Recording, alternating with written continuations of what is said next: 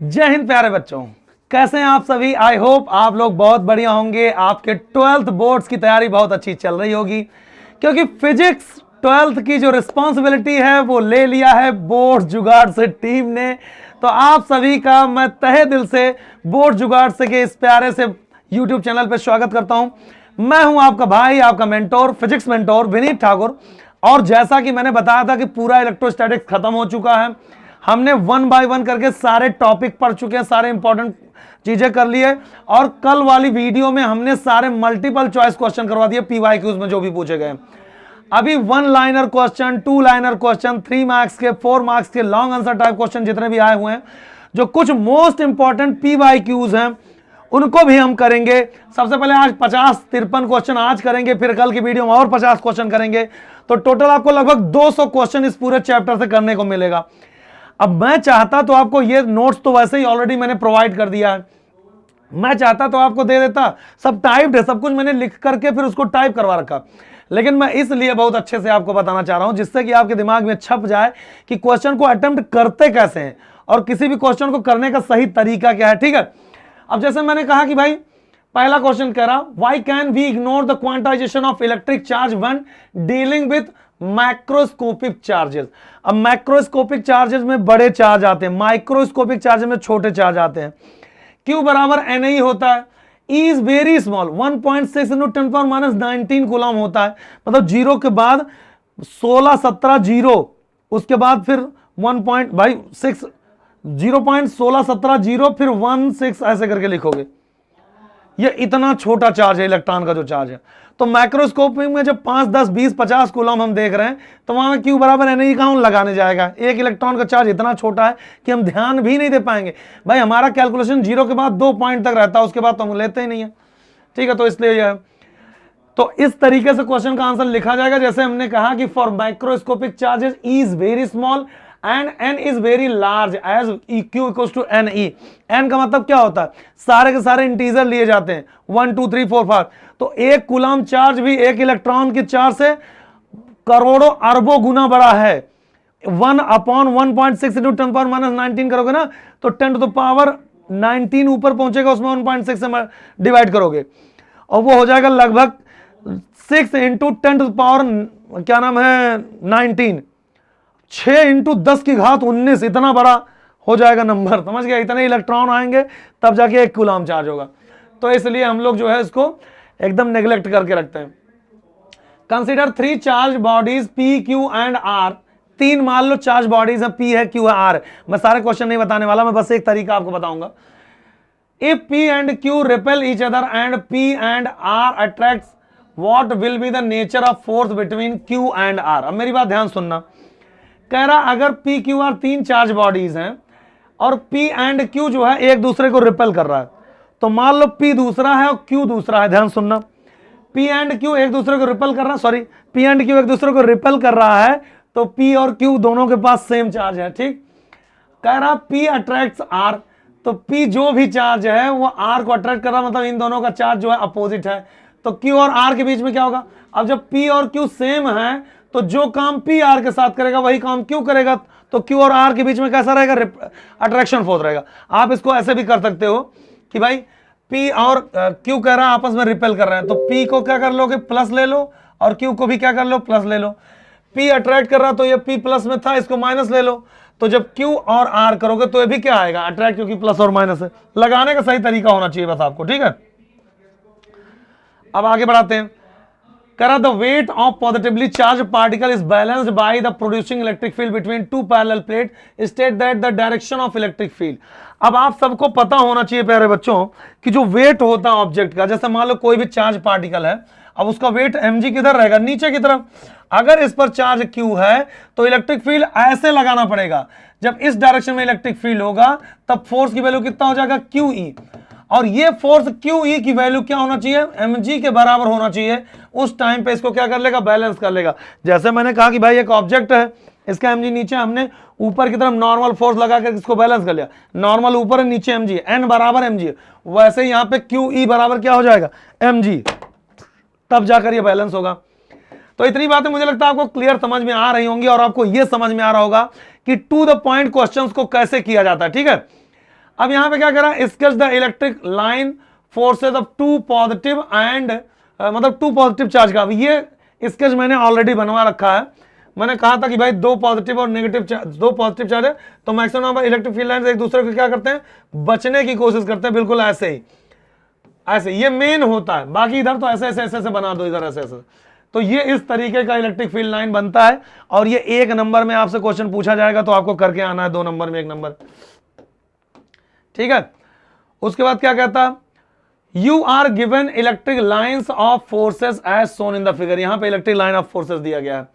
Eight what point A B और C, ए B और सी यहां पे दिया गया है, इलेक्ट्रिक फील्ड इज मिनिमम। अब आपको मैंने बताया था जहां पे इलेक्ट्रिक फील्ड लाइंस जो होंगी वो पास पास होंगी, जहां पे इलेक्ट्रिक फील्ड लाइंस डेंसर होंगी वहां पे इलेक्ट्रिक फील्ड स्ट्रांग होगा, जहां पे दूर दूर होंगी वहां पे मिनिमम होगा। तो ए और सी दोनों जगहों पे इलेक्ट्रिक फील्ड लाइन पास पास है, लेकिन बी वाले पॉइंट पे बहुत दूर दूर है। तो कहां पे सबसे कम होगा, बी वाले पॉइंट पे इलेक्ट्रिक फील्ड क्या होगा बेटा, मिनिमम होगा, ठीक है। What is the use of Gaussian surface? Gaussian surface का यूज क्या होता है? Gaussian surface एक इमेजिनरी सरफेस होता है और गॉस लॉ में उसका यूज करके हम लोग क्या निकाल रहे होते हैं, इलेक्ट्रिक फील्ड निकाल रहे होते हैं, ठीक है। अब इलेक्ट्रिक डायपोल मूवमेंट है, P is aligned with a parallel to uniform electric field, ठीक है।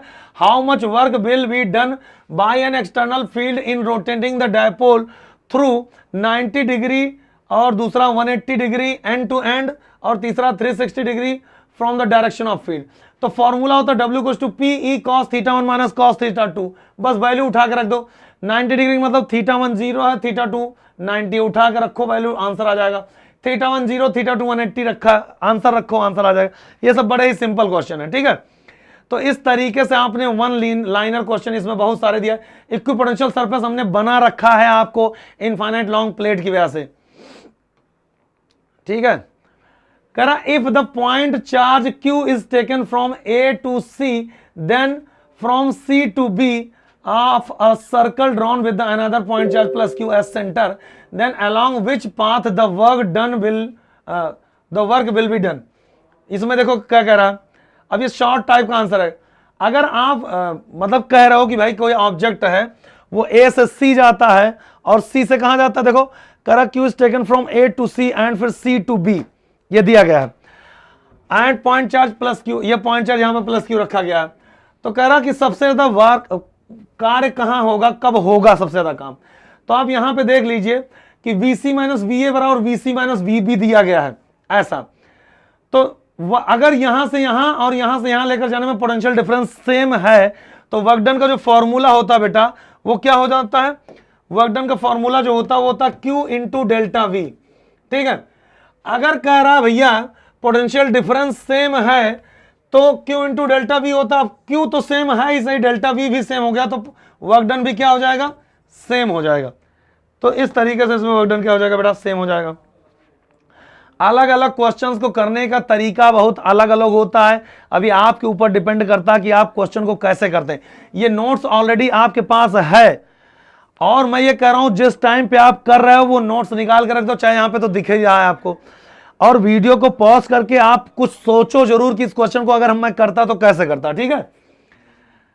अब देखो कह रहा है इलेक्ट्रिक डायपोल मूवमेंट दिया गया है, इज अलाइंड 30 डिग्री एंगल दिया है with the direction of uniform electric field, और मैग्नेटिक फील्ड का इलेक्ट्रिक फील्ड है the magnetic field of torque. अब टॉर्क का फॉर्मूला क्या होता है, टॉर्क का फॉर्मूला होता है PE sin थीटा। टाउ की वैल्यू क्या होता है, PE sin theta, PE sin theta. P की वैल्यू दी गई है, E की वैल्यू दी गई है, थीटा की वैल्यू 1/2 होता है। तो 4 × 10 की घात -9, 5 × 10 की घात 4, sin 30 की वैल्यू 1/2।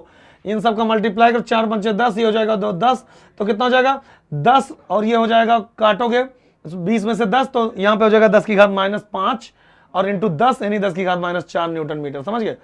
तो बड़ा ही सिंपल क्वेश्चन अभी हैं, इससे अच्छे अच्छे क्वेश्चन और आने वाले हैं।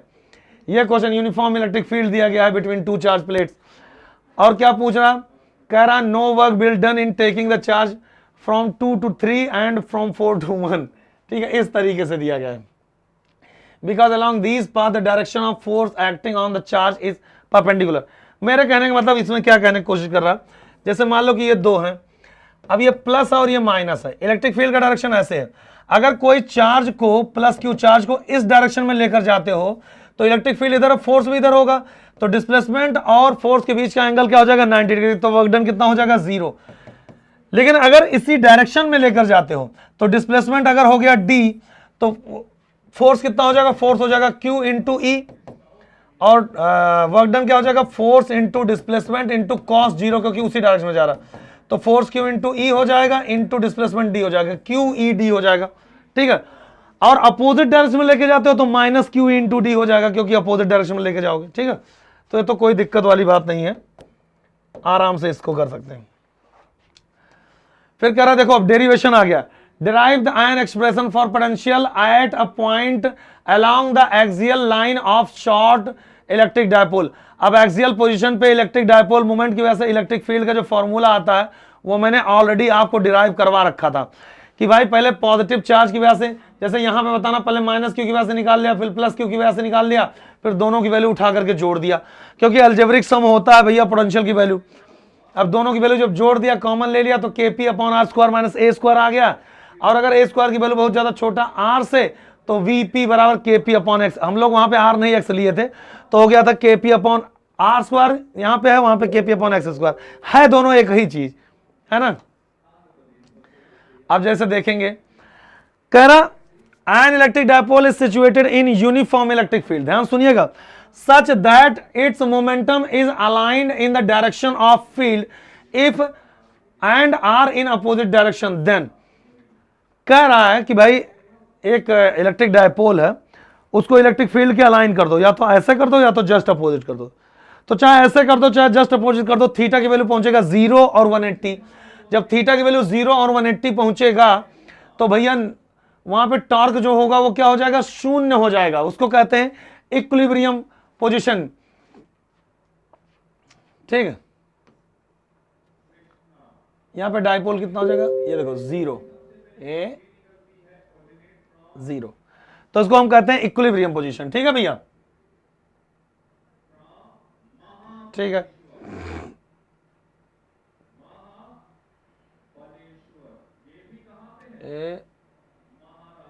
बस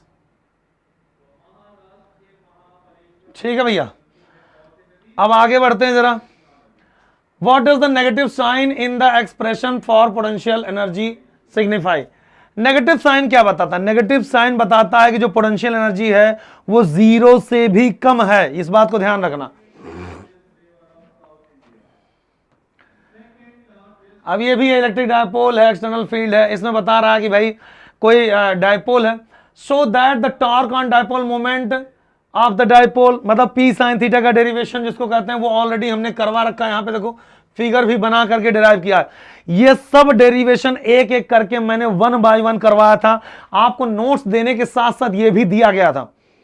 अब कमेंट सेक्शन में जा करके आप ये बताइए कि क्या आपको लॉन्ग आंसर टाइप क्वेश्चन और ज्यादा चाहिए या फिर 50-53 क्वेश्चन में आपका हो जाएगा, क्योंकि प्रीवियस ईयर क्वेश्चन तो खूब सारे हैं। तो मैं ये कह रहा हूं कि chapter wise previous year question करवा दिया जाए कि लास्ट में 2000 क्वेश्चन एक साथ आप करना चाहते हैं।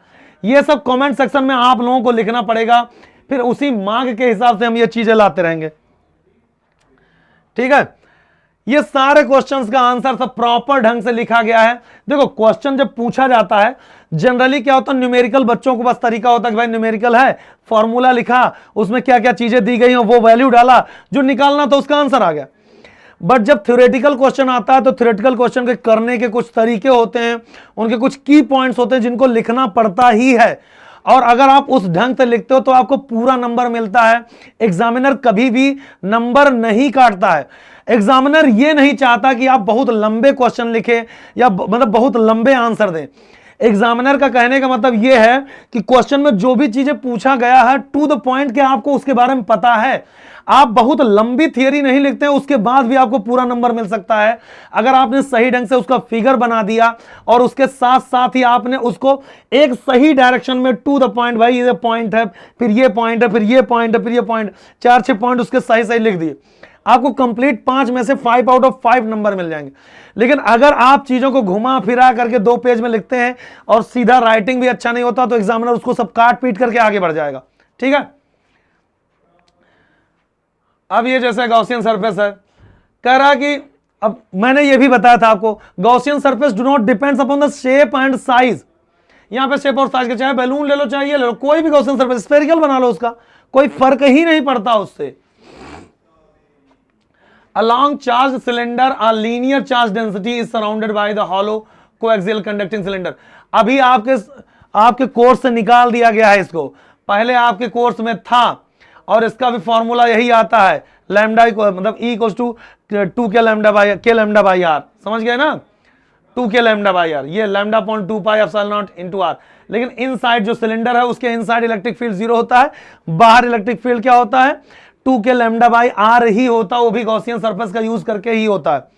फाई की वैल्यू क्या लिखते हैं हम लोग, अंदर इलेक्ट्रिक फील्ड क्या होगा, 0 होगा, इस बात को हमेशा ध्यान रखेंगे, ठीक है। तो ये तो खैर अब आपके कोर्स में नहीं आता है, नहीं तो हम करवा देते। पहले तो सॉलिड सिलेंडर और ये दोनों आते थे हॉलो सिलेंडर। मैंने क्यों कहा था आपसे कि गॉसियन सरफेस और गॉस थ्योरम बहुत इंपॉर्टेंट है। गॉस थ्योरम जो है पूरे इलेक्ट्रोस्टैटिक्स की जान है भैया। गॉस थ्योरम से इतने क्वेश्चंस पूछे गए हैं, आप देख लो अभी तक जितने क्वेश्चन कराए हुए हैं उसमें 40% मतलब 30% आपको गॉस थ्योरम से मिल रहा है, और बाकी 30-35% आपको मिल रहा है इलेक्ट्रिक डायपोल से। मैंने बोला था इलेक्ट्रिक डायपोल से रिलेटेड क्वेश्चन एकदम भरमार में आते हैं, और गॉस थ्योरम से भी भरमार में आते हैं। तो अगर आपको गॉस थ्योरम और इलेक्ट्रिक डायपोल दो टॉपिक बढ़िया क्लियर है तो यह समझ लीजिए आपके लिए बहुत बेहतरीन है, अब बहुत अच्छा कर रहे हो, ठीक है। अच्छा भैया, तो यहां पे using the Gauss theorem derives the expression electric field intensity at a point near a thin infinite plate. इसका डेरिवेशन प्रॉपर ढंग से हमने क्लास में करवा रखा है, और सिग्मा अपॉन 2 एप्सिलॉन नॉट ये प्रॉपर ढंग से लिखा हुआ आपके पास है। और सुनो मेरी बात ध्यान से, इसमें ये चीजें लिखी जाती हैं, और लिखने का जो तरीका होता है वो कैसा होना चाहिए, प्रॉपर ढंग से लिखा हुआ है, आपके पास नोट्स पहुंचेगा। मेरे कहने का सिर्फ इतना मतलब नहीं है कि क्वेश्चन और उसका आंसर है, मेरे यहां आने का यह मतलब है कि आपको बिल्कुल ऐसा फॉलो करना पड़ेगा जिससे कि आप मतलब कि मोर देन 90% नंबर आप फिजिक्स में गेन कर सको। ये नोट्स आपके पास हैं, और जो इंपॉर्टेंट बातें मैं आपको बताता हुआ चल रहा हूं, ये मैथमेटिकल अप्रोच है, और यहां पे कुछ थियरी आपको लिखना है, बल्कि आप इससे थोड़ा कम लिखोगे तो भी चल जाएगा, आपको उसमें बस अकॉर्डिंग टू गॉस थ्योरम लिखना है, ठीक है। इस तरीके के छोटे छोटे क्वेश्चंस भी आएंगे। 4 पॉइंट चार्जेस ये दे दिए गए हैं, ये are located at the corners of square ABCD of side tension. What is the force on charge placed at the centre of square. अब सेंटर ऑफ स्क्वायर के चार्ज का आंसर देना, इसमें सब कुछ वैसे ही दिया गया जैसे होना चाहिए। कभी कभी होता है, जब मैंने बोला था आपको कि भाई नेट फोर्स 0 भी हो जाता है, अगर यहां पे है, यहां पे क्यू चार्ज कर दो, अब यहां पे कोई भी सेंटर पे रख दो, जितना दूर है उतना दूर है, ये जितना फोर्स लगाएंगे उतना फोर्स, ये कैंसिल, जितना दूर है उतना दूर है, जितना फोर्स लगाएंगे। इस टाइप के भी क्वेश्चंस आपको देखने को मिलेंगे। तो जितने भी सिमेट्रिकल ज्योमेट्री होंगे और चार्ज भी सिमेट्रिकल रखे होंगे, तो उसके सेंटर पे लगने वाला नेट फोर्स हमेशा क्या होता है, 0 होता है। अगर इस टाइप का क्वेश्चन आता है कि भैया एक इक्विलेटरल ट्रायंगल यानी समबाहु त्रिभुज है जिसके तीनों साइड सेम है, ए है, और उसके सेंट्रॉइड पे यानी सेंटर, और यहां पे तीनों चार्ज सेम रखे हुए हैं, तो यहां पर लगने वाला जो फोर्स होगा वो भी तीनों अगर सेम है तो नेट फोर्स की वैल्यू क्या आ जाता है, 0 आ जाता है। चाहे नेट फोर्स की वैल्यू पूछे, चाहे नेट इलेक्ट्रिक फील्ड की वैल्यू पूछे, समझ गए ना बात को। तो ये इस तरीके से वेक्टर फॉर्म में आएगा तो फिर आप कर सकते हो, कोई दिक्कत वाली बात नहीं। जैसे देखो यहां पर 2 माइक्रोकूलम -5 माइक्रोकूलम और +5 माइक्रोकूलम दिया गया है। अब जैसे मान लो कि ये वाली बात अगर करेंगे हम यहां पे स्क्वायर, जैसे मैं इसको लगा के ही दिखा देता हूं, ठीक है भैया। तो QA की वैल्यू दिया गया, जैसे मान लो ये A है, यहां पे 2 माइक्रोकूलम है, B पे दिया गया 5 माइक्रोकूलम है, ठीक भैया, और QD दिया है और QC दिया 2 माइक्रोकूलम, तो ABC फिर से आ गया 2 माइक्रोकूलम, और D पे दिया है -5 माइक्रोकूलम। ध्यान समझना। और उसकी साइड्स कितनी है, इसकी साइड है 10 सेंटीमीटर, तो ये पूरा ये 10 है, ये भी 10 है, ये भी 10 है, ये भी 10 है, तो ये डिस्टेंस कितना हो जाएगा, 10√2 हो जाएगा, यानी 5√2 ये और 5√2 ये। अब अगर ये प्लस में है, ये भी प्लस में है, और सेंटर पे क्या रखा गया है, 1 माइक्रोकूलम का चार्ज रखा गया, यहां पे 1 चार्ज रखा गया, तो जितना डिस्टेंस इसका उतना डिस्टेंस, ये भी 2 माइक्रोकूलम, ये भी, तो इसके द्वारा लगने वाला फोर्स तो 0 हो गया। लेकिन ये पॉजिटिव है और ये नेगेटिव है, ये इसको खींचेगा अपनी तरफ और ये इसको धक्का देगा, तो दोनों फोर्स एक ही डायरेक्शन में तो जुड़ जाएंगे, तो हो जाएगा 2 इंटू के इंटू Q1 की वैल्यू 1 है, Q2 की वैल्यू कितना 5 माइक्रो कूलम है। अगर न्यूटन के फॉर्म में आंसर आ रहा है तो माइक्रो कूलम में दोनों माइक्रो माइक्रो मिलकर 10⁻12 हो जाएंगे। अपॉन कितना हो जाएगा 5√2 का स्क्वायर, 5√2 सेंटीमीटर है, तो इसको अगर 25 दूनी 50 हो जाएगा इंटू 10⁻4 हो जाएगा। ठीक है भैया। और यहाँ पे के की वैल्यू जो ये हो जाएगा 2 पंचे 10, 10 इंटू के की वैल्यू 9 इंटू 10⁻9 इंटू 10⁻12 अपॉन यह हो जाएगा 5 इंटू 10⁻3। तो ये -12 इससे कट जाएगा, खत्म, 90/5 हो जाएगा, 90/5 आंसर हो जाएगा, यानी 18 न्यूटन के आसपास आंसर आ जाएगा आपका। इस तरीके से हमने कर लिया। ठीक है, ठीक है भैया। तो ये आंसर आ गया आपका। कहां गया, बड़े ही आराम से आपने आंसर निकाल लिया। कहां गया, अरे कुछ करना नहीं था आपको इसमें, बस खाली यही रखना था, विल बी 0। अब ये जैसे कह रहा कि 5 माइक्रो कूलम और -5 माइक्रो कूलम, ध्यान सुनना, 5 माइक्रो कूलम और ये -5 माइक्रो कूलम। अब इसमें ये कह दिया force on a charge 1 micro coulomb will be 0 centre पे, इसमें गलत कर दिया है। क्यों? क्योंकि 2 और 2 ये दोनों सेम चार्ज है, लेकिन 5 और ये -5 है, एक धक्का देगा तो एक अपनी तरफ खींचेगा, ये नहीं है, तो दोनों फोर्स जुड़ करके टोटल 18 न्यूटन का फोर्स लगा देंगे। ठीक है, अब जरा अगला क्वेश्चन क्या कह रहा there are 3 point charges 2 micro coulomb -3 और -3 माइक्रो कूलम, ये दिया गया है। ठीक, कह रहा ABC। अब ABC respectively of an equilateral triangle of side 2 centimetre, equilateral triangle और सबका साइड कितना है 20 सेंटीमीटर दिया गया, shown in the figure.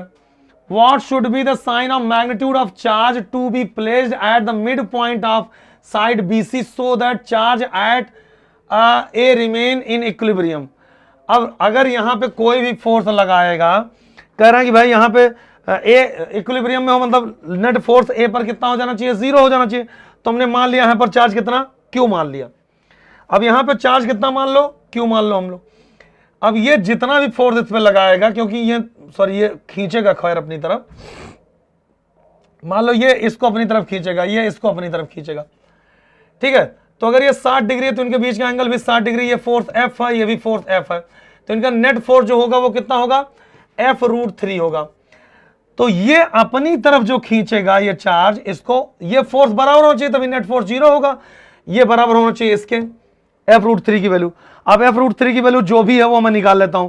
अगर ये 20 है और ये कितना हो जाएगा 10 है, तो ये इसकी वैल्यू कितना हो जाएगा अंडर में 20 का स्क्वायर यानी 400 माइनस 100 यानी हो जाएगा 10√3 आंसर। ये 10√3 सेंटीमीटर है। ठीक, तो भैया F की वैल्यू यहां पे आ जाएगा K, Q1 की वैल्यू है 2 माइक्रो कूलम इंटू ये 3 माइक्रो कूलम इंटू 10⁻12 कर दिया हमने, और ये कर दिया 9 इंटू 10⁻9 कर दिया हमने अपॉन, और ये 20 सेंटीमीटर का स्क्वायर 20 सेंटीमीटर स्क्वायर, तो 20 इंटू 20 इंटू 10⁻4 कर दिया, और ये बराबर कितना होना चाहिए KQ इंटू Q की वैल्यू हम निकालेंगे, और यहाँ पे 2 माइक्रो कूलम है तो हो जाएगा 2 माइक्रो कूलम यानी 10⁻6 अपॉन 10√3 है तो हो जाएगा 300 इंटू 10⁻4। ध्यान रखना 10⁻4 10⁻4 कट गया। ठीक है, और 2 जीरो यहां से कट गया, और 2 जीरो यहां से कट गया, फिर 2 यहां से कट गया। ठीक है भैया, अब क्या बचा, ये बचा, चलो K को यहीं से काट दो ना, K को, तो यहां बचा कितना 3 इंटू 10⁻12 बराबर Q इंटू 2 इंटू 10⁻6, 10⁻6 कटा 10⁻6 बचा, और ये 2 इधर गया तो हो जाएगा 3/2 इंटू 10⁻6। ये आंसर आ जाएगा आपका। ठीक है, तो F1 और F2 हमसे पूछा गया था क्या, at the remain is equilibrium, मतलब कि कितना चार्ज रखा जाएगा। तो चार्ज भैया हम ये 3/2 इंटू मतलब 3/2 माइक्रो कूलम का 1.5 माइक्रो कूलम का चार्ज रखेंगे तो नेट फोर्स 0 हो जाएगा। अब अगर कोई तुमसे पूछे कि भाई नेट फोर्स कितना लगेगा, तो F√3 की वैल्यू है, F की वैल्यू उठा के रखो, यहां से F की वैल्यू रखोगे तो लगभग कितना, यहां पे सॉल्व करके F1 की वैल्यू दे दिया है, F1 एंड F2, ये 2.34 न्यूटन की वैल्यू आ जाएगा। इस डायरेक्शन में इतना खींचना पड़ेगा, समझ गए बात को। तो बस इतना सा है भैया, बहुत सिंपल सिंपल क्वेश्चन दिए गए हैं, कुछ ज्यादा दिमाग नहीं लगाना इसमें।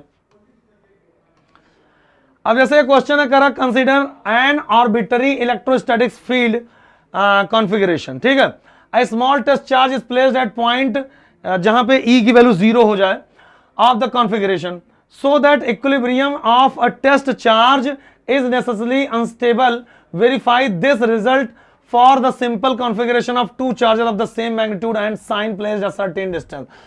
अब एक बात बताओ, अगर इलेक्ट्रोस्टैटिक फील्ड है, ध्यान समझिएगा, तो ऐसी पॉसिबिलिटी कहां हो सकती है कि जहां पे इलेक्ट्रिक फील्ड की वैल्यू 0 और लगने वाला नेट फोर्स 0 है। तो कहने का मतलब मेरा सिर्फ इतना है कि किसी भी क्वेश्चन का आंसर जब आप लिखने जा रहे हो तो सही अप्रोच और सही ढंग होना जरूरी है। अब इस क्वेश्चन, अब जाहिर सी बात है इतने लंबे लंबे क्वेश्चन मैं पढ़ करके करूंगा तो वीडियो बहुत लंबा जाएगा। या आपको पूरा थियरी लिखा लिखा मिलेगा और प्रॉपर ढंग से ऐसे समझ लेना। और मैं आपको यह भी बता दे रहा हूं, जो क्वेश्चन मैंने बोल दिया, जैसे सिलेंडर वाला बोल दिया कि अब ये आने वाला नहीं है, तो ये आपको ध्यान में रखना कि नहीं आने वाला। बहुत सारे बच्चे टेंशन में रहते हैं, तो ऐसे क्वेश्चन अब नहीं आएंगे, ठीक है। अब जैसे मैं आपको कहूं कि ये वाला का क्या है, ये भी क्वेश्चन आप में नहीं आएगा, याद रखना। और ये क्वेश्चन की बात करें, ये क्वेश्चन, इस टाइप के क्वेश्चन आप में आ सकते हैं, तो कुछ नहीं करना है, ये सिंपल टाइप के क्वेश्चंस होते हैं, आप आराम से इनको कर ले जाओगे, ठीक है। गॉस थ्योरम का सबको पूरा सिस्टम लिखा हुआ है यहाँ पे, आपको कुछ अपने तरफ से नहीं लिखना, बस प्रॉपर ढंग से एक बार इसको पढ़ लेना और एक बार हाथ से जरूर लिख लेना, फिर आपका दिमाग इतना काम कर जाएगा कि आप आराम से क्वेश्चन का आंसर लिख पाओगे। अब कह रहा, a conducting surface of radius 10 centimetre दिया गया है, unknown charge, if the electric field 20 centimeter from the center sphere is 1.5, then the point inward, what is the value of point charge? k q by r square की value उठा के रख दो और q की वैल्यू यहां से निकाल लो। देखो सारा सॉल्यूशन यहां पे, q की वैल्यू आ गया -6.67। अब 6.67 न्यूटन है, लेकिन क्योंकि क्या कह रहा कि इनवर्ड डायरेक्शन में इलेक्ट्रिक फील्ड, अगर इनवर्ड डायरेक्शन में तो इसका मतलब चार्ज कैसा होना चाहिए, नेगेटिव होना चाहिए। ये सब छोटे छोटे न्यूमेरिकल्स हैं, सारे न्यूमेरिकल का एक एक करके सॉल्यूशन मैंने दे दिया है, जिससे आपको बहुत ज्यादा टेंशन ना लेना पड़े, कोई दिक्कत ना उठाना पड़े। ये सब कुछ एक एक करके एक एक छोटे छोटे न्यूमेरिकल का भी सॉल्यूशन हमने इसमें दे रखा है, ठीक है। जितने भी चीजें दी गई हैं सबका हर एक पार्ट का सॉल्यूशन, जैसे ए वाला पार्ट अलग है, बी वाला पार्ट अलग है, सी वाला पार्ट अलग है, ठीक है। अगर कोई जैसे मान लो कि थ्योरेटिकल क्वेश्चन आ जाता तो थियरी में ये प्रॉपर हैंड रिटन नोट्स था, उसको हमने पूरा टाइप करवा दिया कि जिससे आपको बहुत अच्छे से, मतलब एक नोट्स आपको प्रॉपर ढंग से मिला रहे, कोई टेंशन लेने की जरूरत नहीं, पूरी थियरी अच्छे से लिखी गई है। अब आपको कमेंट सेक्शन में यह भी बताना है कि क्या लॉन्ग आंसर टाइप क्वेश्चन आपको हैंड रिटन नोट्स जो था, ये टाइप वाला नहीं, प्रॉपर हैंड रिटन, क्या वो भी चाहिए, तो मैं वो भी आपको दिलवा दूंगा, ठीक है। बस आपको ध्यान रखना है कि भैया सारे वीडियो देख रहे हो, अगर आप चैनल पे नए तो सबसे पहले तो आप जा करके पूरा टॉपिक पढ़ लो जो मैंने पढ़ा रखा है। और प्यारे बच्चों, अगर चैनल पे आप आते हो तो चैनल को सब्सक्राइब करके जाना, क्योंकि हम लोग लगातार बोर्ड्स पढ़ाने वाले हैं, यहाँ पे जेई और नीट नहीं चलता। और कमेंट भी करना, वीडियो को लाइक करते रहना और बताना कि कैसा लगा, ठीक है। कोई ऐसा नहीं है जो सारे क्वेश्चन का आंसर लिख करके और आपको टाइप करवा के देगा, हम हर एक चीज आपके लिए आसान कर रहे हैं। मतलब अगर आपके दिमाग, जैसे इलेक्ट्रिक फील्ड का ये डेरिवेशन करना, ये डेरिवेशन मैंने इतना प्यार से किया हुआ, जाओ वीडियो देखो, बहुत मजे से किया हुआ, एक एक पॉइंट क्लियर कर दिया। ये छोटे छोटे क्वेश्चंस हैं यार, इलेक्ट्रिक फील्ड के डायरेक्शन, ठीक है। तो जितने भी बड़े क्वेश्चन थे, जितने भी छोटे क्वेश्चन थे, हमने लगभग सारे क्वेश्चन आपको करवा दिए।